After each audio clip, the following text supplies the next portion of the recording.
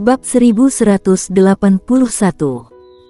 Bumi tidak dapat menahan, langit juga tidak berani menghalangi. Mengapa? Karena warrior yang cepat, terlalu cepat. Jika Geno Dugu berlari, warrior yang terbang.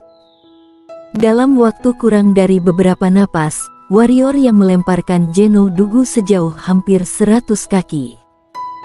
100 kaki. Ini perbandingannya di mana? Ini menindas orang. Geno Dugu berhenti, dan dia memandang warrior yang di kejauhan, matanya penuh kejutan dan ketidakpercayaan. Hal yang sama berlaku untuk orang-orang di bawah ini. Keduanya adalah alam ketiadaan dan jiwa pedang. Mengapa ada perbedaan yang begitu besar? Itulah yang ada di pikiran semua orang. Pedang jiwa pejuang yang hanya pedang alam ketiadaan jiwa, tapi pedang jiwanya adalah puncak dari pedang alam ketiadaan jiwa. Bisa dikatakan bahwa alam ketiadaan jiwa pedang miliknya jauh lebih kuat dari Geno Dugu, dan dengan tambahan dari pertukaran tubuh dewanya alamnya, bagaimana Geno Dugu bisa melawannya? Belum lagi dia juga memiliki alam ketiadaan niat membunuh dan domain pedang. Tanpa alam ketiadaan, niat membunuh, dan domain pedang, dengan jiwa pedang saja, dia bisa mengalahkan telak Geno Dugu. Geno Dugu menatap warrior yang untuk waktu yang lama, dan akhirnya, kilatan tekad melintas di matanya, bergerak untuk mengejarnya. Di kaki gunung, Kintan Kin memandang warrior yang dan Geno Dugu di atas sejenak, dan dia juga menyapu gunung meteorit, tetapi dia langsung dibom beberapa kali. Tapi dia tidak menyerah. Dia bergegas lagi dan lagi, meskipun sudut mulutnya dipenuhi dengan darah merah, tetapi dia masih tidak menyerah.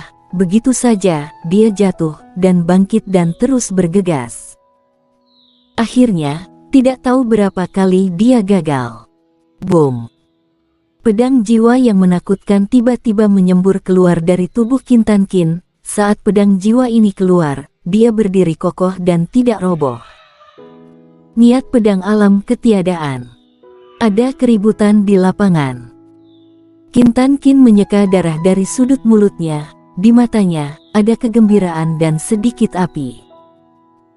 Tanpa henti, dia bergerak dan mengejar warrior yang dan Geno Dugu menuju puncak. Di kaki gunung, tenggorokan Pantom berguling, lalu dia berkata, "Wajah es, apakah ini baik-baik saja?" Terios Lin mengepalkan tangannya erat-erat, dia memandang warrior yang di gunung untuk sementara waktu, lalu berbalik untuk bertanya kepada Pantom, "Mengapa kita tidak bisa?" Pantom mengerucutkan bibirnya dan berkata, mungkin, itu apa?" "Ya, kenapa mereka bisa, tapi kita tidak bisa?" "Aku tidak setuju." "Pergi." Terios Lin bertanya. Pantom menarik napas dalam-dalam dan berkata, "Naik. Siapapun yang menyerah akan menjadi cucu," kata Terios Lin. "Aku tidak takut padamu." Suara Huan Kong jatuh, dan tubuhnya bergerak menuju meteorit. Terios Lin segera bergegas. Tidak ada kecelakaan, keduanya langsung diledakkan, tetapi keduanya tidak menyerah, tetapi bangkit dan terus bergegas, lagi dan lagi. Tak lama kemudian, semakin banyak kultivator pedang mulai menyerbu, dan meski dibombardir berulang kali, mereka tetap tidak menyerah. Di kaki gunung meteorit, seorang kultivator pedang diikuti oleh kultivator pedang bergegas ke gunung meteorit. Pemandangan ini cukup spektakuler dan harus dikatakan menyedihkan, karena beberapa di antaranya terkena pedang jiwa gunung meteorit. Setelah ledakan, itu hampir memar. Meski begitu, tidak ada yang menyerah, dan bangkit lagi dan terus bergegas. Kenapa orang lain bisa, tapi mereka tidak? Inilah yang ada di benak para pedang pembudidaya saat ini. Bagaimana bisa seorang kultivator pedang menjadi lemah dalam bakat jika dia bisa mencapai setengah langkah alam ketiadaan? Dengan kata lain, bakat banyak orang di lapangan bahkan lebih tinggi dari warrior Yang, tetapi mereka tidak memiliki kekejaman seperti warrior Yang. Jika seseorang kejam pada dirinya sendiri, dia tidak akan pernah menjadi orang yang biasa-biasa saja. Di Gunung Meteorit, kecepatan warrior yang semakin cepat, dalam waktu kurang dari 1/4 jam, warrior yang telah melampaui jarak Geno Dugu ratusan meter, dan kecepatannya tidak melemah sama sekali, masih mempertahankan yang sebelumnya. Geno Dugu di belakangnya perlahan-lahan melambat. Dia terus menatap warrior yang semakin menjauh. Di matanya, tidak ada keterkejutan atau ketidakpercayaan, tetapi hanya ekspresi kejam. Di belakangnya adalah Kintan Kin, kecepatannya semakin cepat, dia akan mengejar Geno Dugu. Matanya juga menatap warrior Yang, dengan kekejaman yang sama di matanya. Untuk orang arogan seperti Geno Dugu dan Kintan Kin, bagaimana mereka bisa dengan mudah mengakui kekalahan? Namun, kecepatan mereka berdua semakin lambat, dan kecepatan warrior yang tidak hanya tidak lambat, tetapi ada tanda-tanda semakin cepat dan semakin cepat. Sedangkan Pantom dan lainnya. Setelah kegagalan yang tak terhitung jumlahnya, Pantom, Terios Lin, dan beberapa pedang pembudidaya mampu berjalan beberapa langkah di Gunung Meteorit. Namun, mereka tidak banyak keluar sebelum dibom lagi. Meski begitu, mata mereka menjadi semakin panas. Karena sebelumnya, mereka tidak pernah berpikir untuk naik gunung. Karena menurut mereka sendiri terlalu lemah untuk muncul. Tapi sekarang, mereka bisa muncul. Tidak hanya untuk dapat datang, tetapi juga untuk dapat berjalan jauh. Pada saat ini, mereka benar-benar memahami sebuah kebenaran, bukan karena mereka tidak bisa, tetapi mereka pikir mereka tidak bisa, atau dalam hati mereka selalu merasa bahwa mereka lebih rendah dari Wuji, jadi mereka tidak berani memikirkannya sama sekali. Dalam hatinya, dia mendirikan sebuah gunung di atas ilmu pedang yang menurutnya tidak dapat diatasi. Bagaimana dia bisa tumbuh di bawah mentalitas ini? Kecemerlangan niat pedang, pikiran jernih. Sangat sedikit orang yang benar-benar dapat melakukan keduanya. Pantom dan yang lainnya bergegas lagi dan lagi, meskipun pada akhirnya mereka masih dibombardir. Apa yang mereka dapatkan sebagai imbalannya adalah berjalan lebih lama di Gunung Meteorit.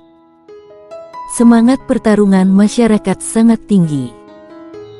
Di Gunung Meteorit, warrior yang telah menjauh dari Geno Dugu sejauh hampir 600 kaki, tetapi kecepatannya masih tidak melambat. Adapun Geno Dugu dan Kintan Kin, keduanya tidak lagi berlari, tetapi berjalan, dan kecepatan berjalan semakin lambat. Semakin tinggi mereka pergi, semakin berat jiwa pedang itu, dan pada titik ini, bahkan jiwa pedang alam ketiadaan mereka hampir tidak bisa melawan. Segera, Kintan Kin menyusul Geno Dugu. Dia, siapa dia? Geno Dugu bertanya, melihat ke belakang warrior Yang. Kintan Kin melihat ke belakang warrior yang di kejauhan, dan berkata, seseorang yang akan berjuang untuk kultivator pedang kita. Pada saat ini, dia secara alami mengenali identitas warrior Yang. Warrior yang pendekar suci dan pedang alam ketiadaan jiwa, apakah ada lagi? Warrior Yang. Geno Dugu bertanya. Kintan Kin tidak menjawab, tetapi mengambil langkah, berjalan selangkah demi selangkah. Geno Dugu juga tidak berbicara, dan terus berjalan. Sekitar 1/4 jam kemudian, tiba-tiba, ada ledakan dari gunung. Geno Dugu dan Kintan Kin mendongak dan melihat warrior yang tiba-tiba jatuh dari puncak gunung di tengah gunung. Liontin ini jatuh tepat di belakang mereka berdua.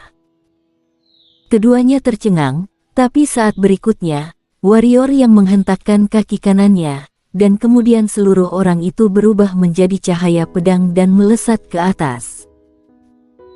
Saat hendak mencapai setengah jalan ke atas gunung, pedang jiwa yang menakutkan menghantam dari puncak gunung dan bertabrakan dengan warrior yang duar. Sebuah suara keras terdengar di lereng gunung, dan segera, pedang jiwa yang turun dari gunung meteorit itu langsung diguncang kehampaan oleh warrior yang tersapu dalam sekejap. Namun, kecepatan warrior yang melambat, karena jiwa pedang terus menekan gunung meteorit, seperti air terjun tanpa henti. Namun, warrior yang menolak dengan tiba-tiba dan pergi ke hulu. Zeno Dugu dan Kintan Kin juga datang ke tengah gunung, dan keduanya tidak terus pergi. Ini adalah daerah aliran sungai. Ilmu pedang. Kintan Kin mengangguk, naik, hidup mereka akan dalam bahaya. Ini bukan intinya jiwa pedang di atas bukanlah sesuatu yang bisa mereka lawan. Saat bergegas ke atas, itu tidak disebut keberanian, tetapi mencari kematian. Apakah menurutmu dia bisa mencapai puncak gunung? Zeno Dugu bertanya. Kintan Kin menggelengkan kepalanya dan berkata, aku tidak tahu. Zeno Dugu sedikit mengangguk dan tidak berbicara, tetapi terus menatap warrior yang berjalan di kejauhan. Hal yang sama berlaku untuk Kintan Kin. Dia menatap warrior yang dia ingin tahu seberapa kuat kebangkitan jenius kaisar ini. Kali ini alis warrior yang juga berkerut, karena ia mendapati bahwa kekuatan jiwa pedang yang disandangnya sekarang lebih kuat dari jiwa pedang alam ketiadaan.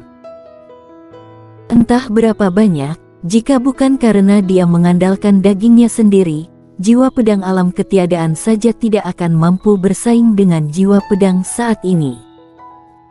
Dan sekarang, dia baru sampai di tengah gunung, masih ada setidaknya 5.000 kaki jauhnya dari puncak gunung.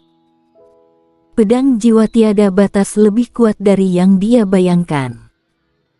Warrior yang mengambil napas dalam-dalam, energi hitam di tubuhnya mengalir, dan dia menginjak kaki kanannya, seluruh orang itu terlempar.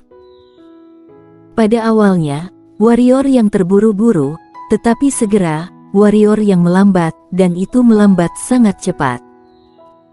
Setelah beberapa napas, warrior yang benar-benar menjadi siput, bahkan langkah kaki hampir tidak bisa bergerak. Hancurkan. Dengan auman dari warrior yang alam ketiadaan niat membunuh tercurah seperti ledakan tanggul, dan pedang jiwa warrior yang di alam ketiadaan tidak ada apa-apa. Setelah niat membunuh alam ketiadaan tercurah, kecepatannya meningkat pesat, dan dia bergegas keluar hampir 2000 meter dalam waktu kurang dari beberapa saat, kecepatannya semakin cepat. Melihat adegan ini, Zeno Dugu dan Kintan Kin di bawah tercengang. Dua alam ketiadaan konsepsi niat, apalagi, adalah puncaknya. Tidak heran dia bisa membunuh kaisar dengan status pendekar suci. Gumam Kintan Kin sambil melihat warrior yang berubah menjadi cahaya merah di kejauhan.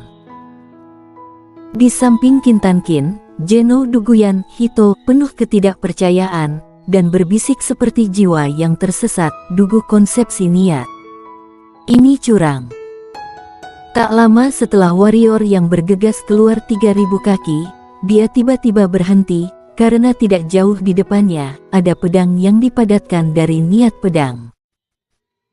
Warrior yang menyipitkan matanya sedikit, dan saat berikutnya, dia melangkah maju dan berjalan. Namun, ketika dia berjalan kurang dari 10 kaki di depan niat pedang, jiwa pedang di luar tubuhnya langsung mengalir kembali ke tubuhnya, kemudian alam ketiadaan niat membunuh juga dituangkan kembali ke dalam tubuh. Pupil warrior yang mengecil, dan detik berikutnya, dia tiba-tiba mengeluarkan niat membunuh dan jiwa pedang alam ketiadaan. Begitu konsepsi niat keluar dari tubuh, langsung ditarik kembali ke dalam tubuhnya.